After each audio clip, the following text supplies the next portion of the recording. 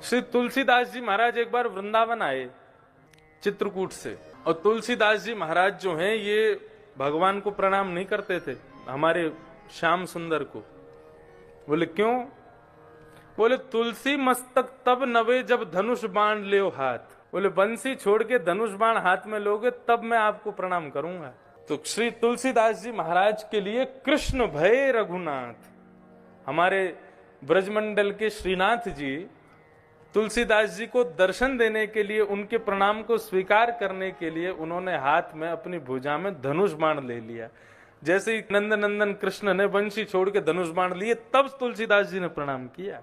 तो ऐसे तुलसीदास जी महाराज, ये कोई इनके मन का भाव नहीं था, केवल आनंद के लिए, विनोद के लिए कृष्ण और राम में भेद करते थे। तो सूरदास आदि इन भक्तों से आकर के कहते थे पूरे दिना कारी कमरी वाले कोई ध्यान धरते रहो तुम लोग, व बंसी वाले को टेढ़ी टांग वाले को ध्यान धरते रहो। अरे जाको खुद को कोई ठिकाना ना है, दूसरे इनके घर में जाके चोरी करे, वह को ध्यान धरोगे तो तुम्हें चोरी करनी पड़ेगी।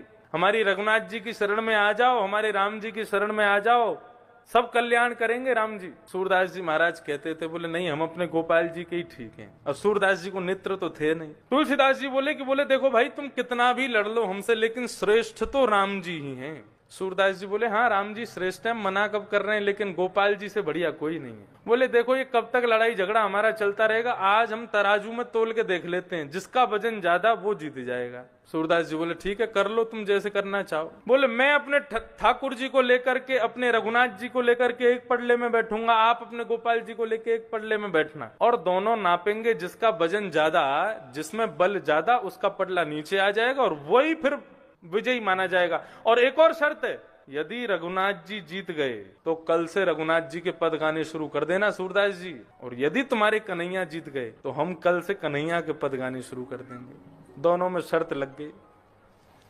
अब जैसे ही महाराज पेड़ पर तराजू लटकाया गया, अपने छोटे से गोपाल जी को लेकर के श्री सूरदास जी पहुंचे, अपने रघुनाथ जी को लेकर के श्री तुलसीदास जी पहुंचे। दोनों पडले पर जैसे ही चढ़ने लगे तो पहले सूरदास जी महाराज चढ़े, जय हो मेरे गोपाल जी, और कहकर के पडले में बैठ गए। श्री तुलसीदास जी महाराज अपने रघुनाथ जी को लेकर के जय हो मेरे श्री सीताराम, और जैसे ही बैठे थोड़ी बहुत देर तो नाप तोल चलती रही, धीरे धीरे क्या देखा, सूरदास जी ऊपर लटक गए और तुलसीदास जी नीचे आ गए। और सूरदास जी को दिखाई तो देता नहीं। तुलसीदास जी महाराज जोर से हंसने लगे, बोले हम पहले ही कह रहे थे हार जाओगे, तुम मानते नहीं हो बात को, देखा हमारे रघुनाथ जी ज्यादा श्रेष्ठ हैं, हमारा पडला नीचे आ गया, ऊपर लटके हो हवा में, कूद जाओ ऊपर से ही। सूरदास जी महाराज को बड़ा बुरा लगा, पडले में से ऊपर से ही कूद गए, अपने ठाकुर जी को हृदय से लगा करके सीधे अपनी कुटिया में जाकर के बैठे, और कुटिया में जाकर के ठाकुर जी को दूर बैठा दिया, और ठाकुर जी से मुंह फेर करके और रोने लगे, और रो करके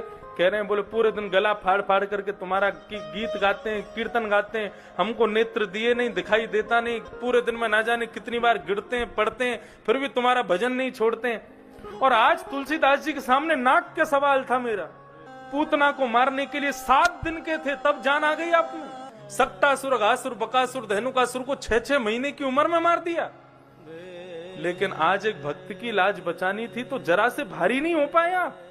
तो गोपाल जी मूर्ति में थे, सोई अचल हो गए, सचल हो गए, और जाकर के सूरदास जी की गोद में बैठ गए।